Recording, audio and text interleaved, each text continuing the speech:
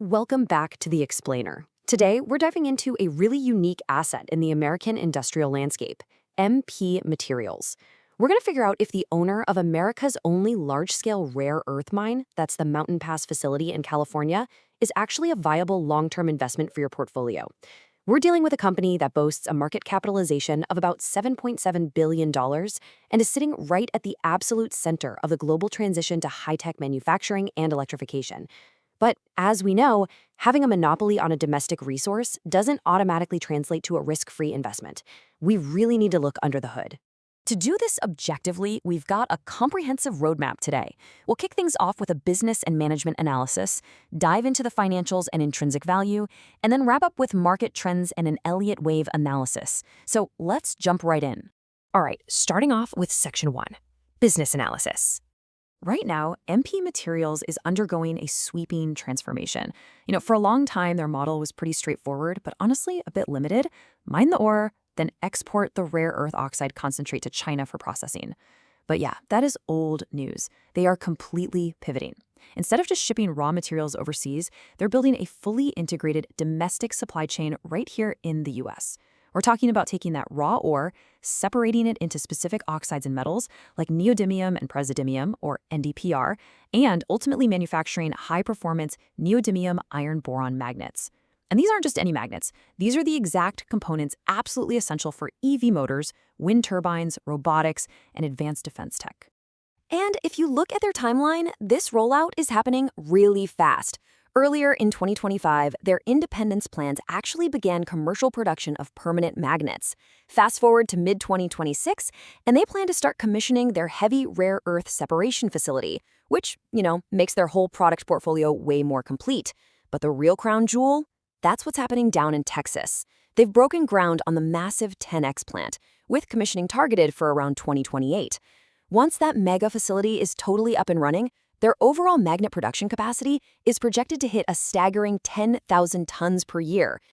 So a strategy is really only as good as its execution, right? Which brings us to Section 2, Management Analysis. What's fascinating here is how management essentially just ripped the Band-Aid off. Back in July 2025, they completely halted Chinese concentrate exports. Just think about that for a second. They cut off a historical revenue stream entirely just to force their own internal downstream growth. All that feedstock is now directed 100% into their own operations. It's a bold, all-in bet on American manufacturing.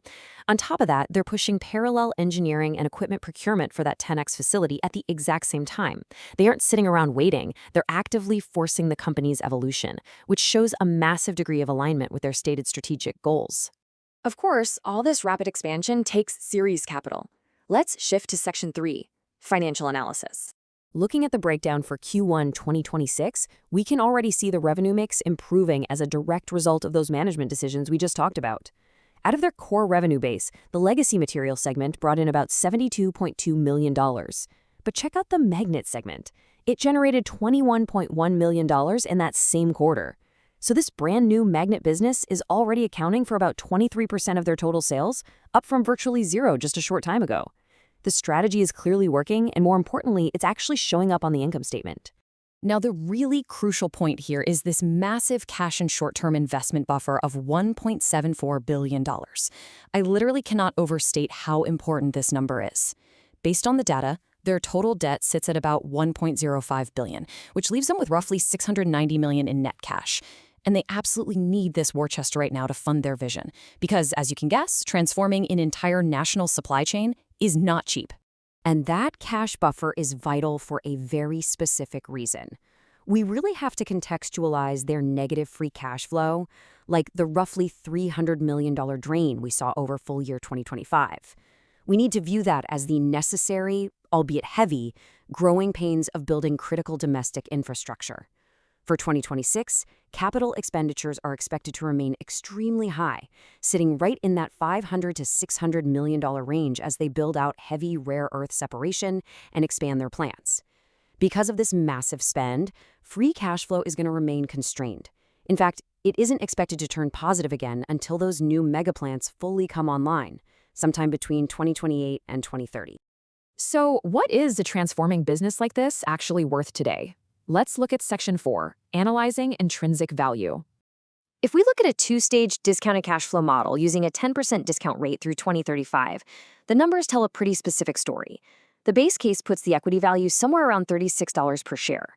Under pessimistic conditions, things like construction delays or weak demand, it could easily fall into the low 20s. But if things go perfectly, with a faster magnet ramp-up and really strong pricing, that valuation could soar to $50 or $70, maybe even higher. Now, keep in mind, the share price recently has been hovering right around $43. So at current levels, the base case margin of safety is actually quite limited, at least until those huge cash flows finally turn positive and the magnets are shipping in high volumes. But valuation doesn't just exist in a vacuum, right? Let's explore the macro catalysts in Section 5, Market Trend Analysis. There are some truly immense geopolitical and commercial tailwinds pushing this company forward right now. On the policy front, the Trump administration has been actively pushing to reduce our dependence on Chinese critical minerals, while also tightening defense supply chain procurement rules. Obviously, that directly benefits domestic producers like MP Materials. Commercially, they aren't just sitting around hoping for customers. They've already locked in long-term supply agreements with behemoths like General Motors for precursors and Apple for recycled magnets. And economically speaking, that 10X plant in Texas is expected to create over 1,500 jobs, making it a highly attractive target for domestic incentive packages. And then there's the ultimate safety net, a public-private partnership with the U.S. Department of Defense that includes a very specific price protection agreement. Check this out.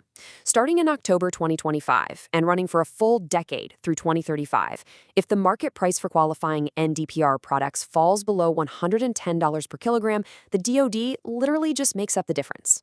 This significantly de-risks their future production and guarantees a solid baseline of revenue, completely regardless of global commodity volatility. It's an absolutely massive structural advantage. All right, now for the climax of our explainer. Let's look at the technical psychology of the market with Section 6, Elliott Wave Analysis. Tracking the weekly Elliott Wave structure here, you can clearly see the historical price action playing out. We had a Wave 1 top around $87, which was followed by a pretty steep correction. But notice how it's bouncing off that Wave 2 bottom of exactly $28. Currently, the price is sitting near $43 as it begins forming what technical analysts project could be a major, highly impulsive Wave 3. When we map out the relative ratios, the highly optimistic technical projection actually points to a Wave 3 top near $140, followed by a brief consolidation in Wave 4, and then a long-term Wave 5 top way up around $190. Now, it is absolutely critical to note that this is an emotionally driven technical analysis illustration, definitely not investment advice, but it contrasts so sharply with our conservative intrinsic valuation of $36. It basically shows that if the broader market buys into this narrative of a secured domestic rare earth monopoly, the momentum could be absolutely explosive.